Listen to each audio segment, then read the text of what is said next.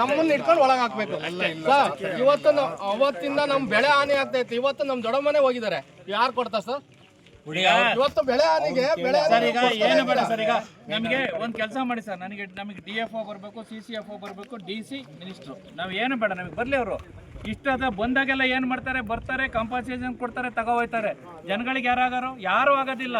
ಇಲ್ಲಿ ಕೊಟ್ಟಿಲ್ಲ ಹೋದ್ರೆ ನಾಳೆ ಯಾರು ಇರಲ್ಲ. ಏನು ಜನ ಸಾಯಿಸ್ತಲೇ ಇರೋದು ಸರ್ ಇಲ್ಲಿ ನಾವು?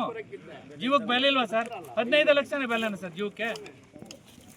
ಇಲ್ಲ ಅಂದ್ರೆ ಒಂದು ಕೆಲಸ ಮಾಡಿ ಸರ್, ನೀವು ಫಾರೆಸ್ಟಿಂದ ಪೊಲೀಸಿಂದ ಪರ್ಮಿಷನ್ ಕೊಡಿ, ಬರೀ ಒಂದು 50 ಗನ್ ಕೊಡಿ.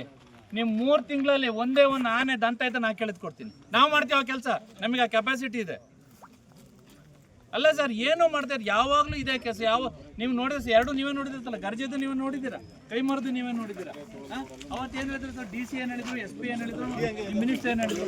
ಮಿನಿಸ್ಟರ್ ಕರ್ಕೊ ಬರ್ತೀವಿ ಅಂತೇಳಿ ನಮಗೆ 9 ಗಂಟೆಗೆ ಬನ್ನಿ ಅಂತ ಅವ್ರ ಮನೆ ತಕ್ಕ ಅಪಾಯಿಂಟ್ಮೆಂಟ್ ಕೊಟ್ಟು 7 ಇವ್ರು ಬಂದು ಕರ್ಕೊಂತ ನಾವು ಹೋಗೋದ್ರೊಳಗೆ ಯಾರೂ ಇಲ್ಲ.